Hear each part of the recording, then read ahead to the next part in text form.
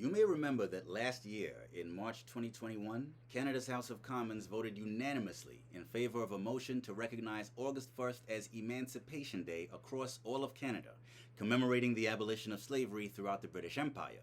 You may also recall that in June 2021, the United States Congress finally passed a bill establishing Juneteenth as a federal holiday. That day marks the date, June 19th, 1865, when Union soldiers announced to formerly enslaved African Americans in Texas that slavery had finally been abolished, 2 months after the official end of the American Civil War. In the century and a half that's elapsed since then, many African Americans came to observe that date as a celebration of emancipation nationwide. Yet in truth, the United States and Canada are both late arrivals at this party. Many other countries throughout the Western Hemisphere have already publicly celebrated the resistance to slavery and its eventual abolition for decades. The grassroots Juneteenth and Emancipation Day celebrations that have been held in black communities across Canada and the US mirror the celebrations of black liberation, not only from slavery, mind you, but also from European colonialism throughout the Caribbean and Latin America. Haiti's Independence Day on January 1st celebrates the astonishing success of the Haitian Revolution in 1804. It was the only ultimately successful slave revolt in world history. It founded the world's first black republic and the second independent country in the Americas, after, of course, the United States. Citizens of Colombia celebrate Afro-Colombian Day every May 21st, marking the abolition of slavery in that South American nation in 1851. In Brazil, which was once home to the world's largest population of enslaved Africans and African descendants, November 20th is Black Consciousness Day. It's an official holiday in many Brazilian states. It's partly inspired by the 17th century hero Zumbi dos Palmares, who was a leader of one of Brazil's quilombos, communities of escaped slaves and indigenous tribes in the Amazon rainforest that have lasted right up to the present day, similar to the Maroon communities of Jamaica. Yet in former British colonies such as Barbados, Jamaica, Trinidad, and of course right here in Canada, August 1st is the most relevant date of emancipation, the date when slavery officially became illegal throughout the British Empire between 1834 and 1838. That date range exists because, at first, only enslaved children under the age of 6 were immediately set free. This is something I only just learned about a few days ago, as a matter of fact. Older slaves were reclassified as apprentices and actually had to work for 40 hours per week without pay as part of a compensation package for their former enslavers. In other words, those who enslaved black people and treated them as property were actually compensated by the British government for the loss of the profits they could have expected to make from human bondage. Full emancipation was not achieved until midnight on July 31st, 1838. Now, it's only fitting that we gather each year to celebrate the abolition of slavery. It was an evil, oppressive institution that stained the social fabric of the Western world with blood for centuries. The transatlantic slave trade was one of the largest forced population transfers in human history, if not the very largest one, and it created the African diaspora to which we all belong. It's important to remember what slavery truly was at the end of the day. It was not only a system of forced labor. This is something which I myself have had to remind other acquaintances of mine of many times over the years. It was a system in which human beings were legally owned, lock, stock, and barrel by other human beings, giving the enslavers absolute power over those whom they enslaved. Being enslaved meant more than simply being forced to do harsh manual labor almost every day without pay for life. It typically meant being forbidden to be educated, forbidden to learn reading, writing, or arithmetic, forbidden to marry and have children and build families freely without fear of being sold away from one's parents or from one's children. Most enslaved people spent their entire lives in bondage, from cradle to grave, from womb to tomb. They were born enslaved, they grew up enslaved, they spent their entire adult lives enslaved, they grew old enslaved, and they died enslaved. And the whole while, this is something my older brother brought to my attention when I was younger, The whole while, they knew that their children, their grandchildren, their great-grandchildren, and for all they knew, all future generations of their families would all be enslaved after them.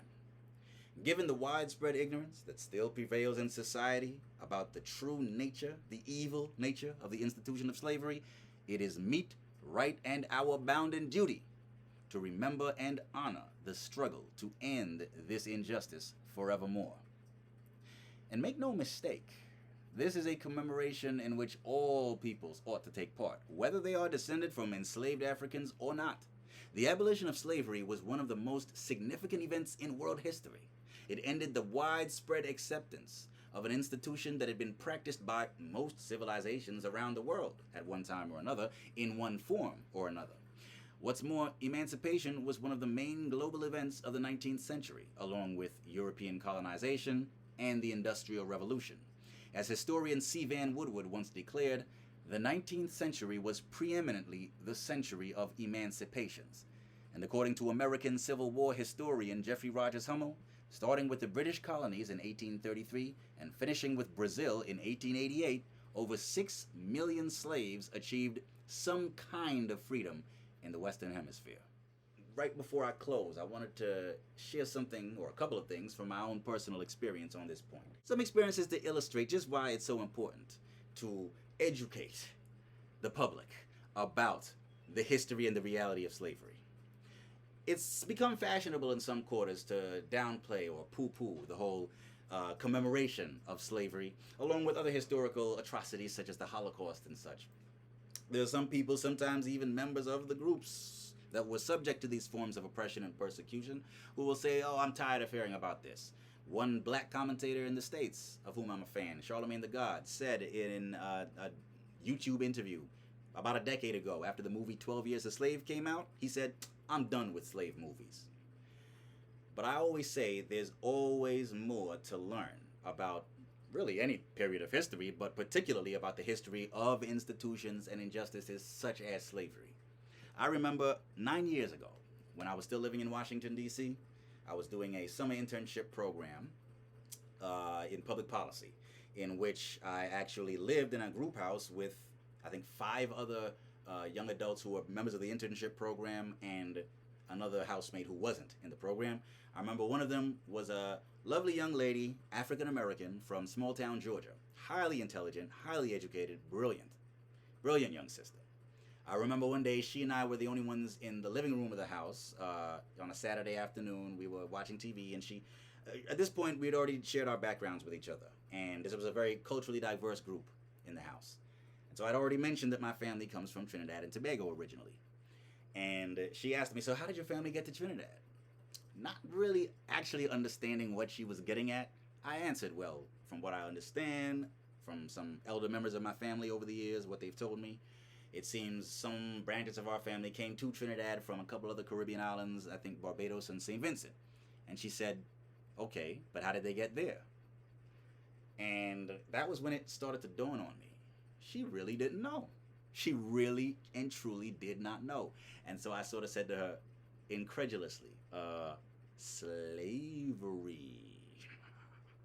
Now, it occurred to me, as an American, she wouldn't have been much educated, frankly, in school or out of school, about the history of slavery throughout the Western Hemisphere.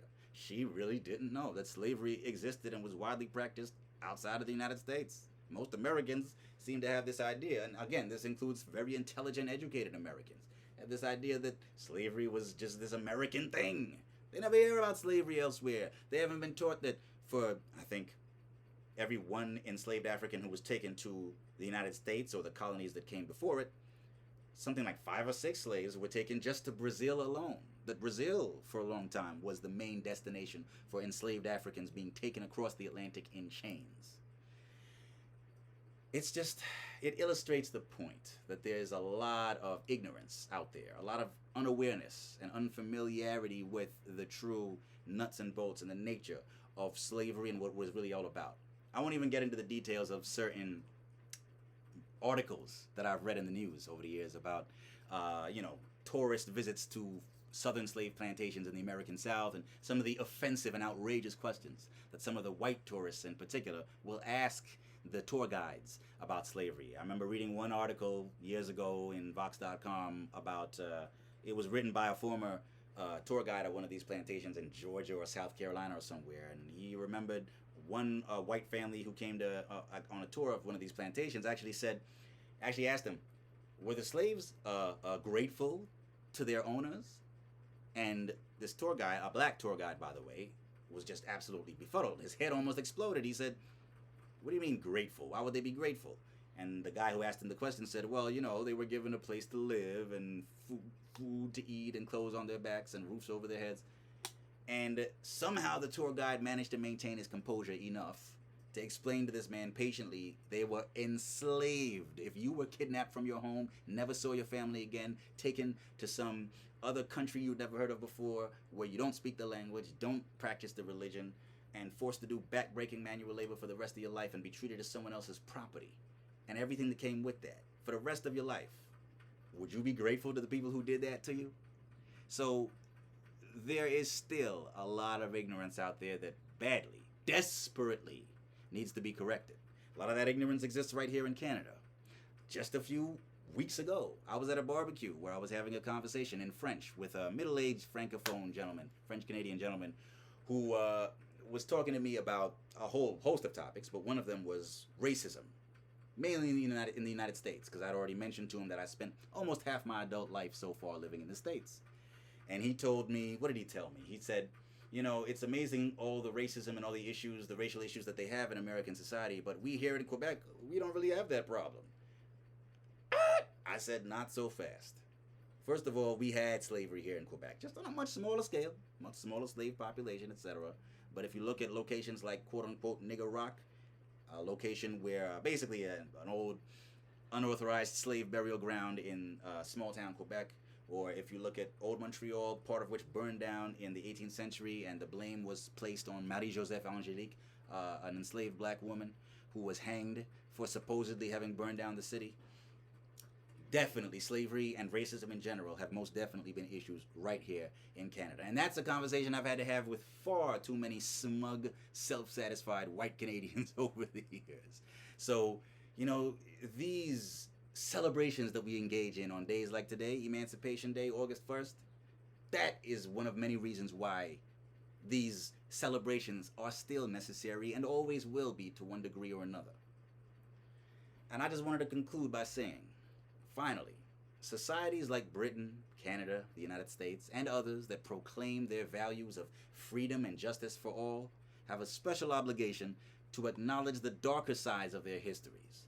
They need to acknowledge, we need to acknowledge, that these countries held millions of people in bondage because of their race. This Emancipation Day, let us not only celebrate the liberation of our ancestors, but also remember our responsibility to keep striving for greater liberty, equality, and justice in our societies and worldwide, today and forevermore. Thank you very much, and happy Emancipation Day.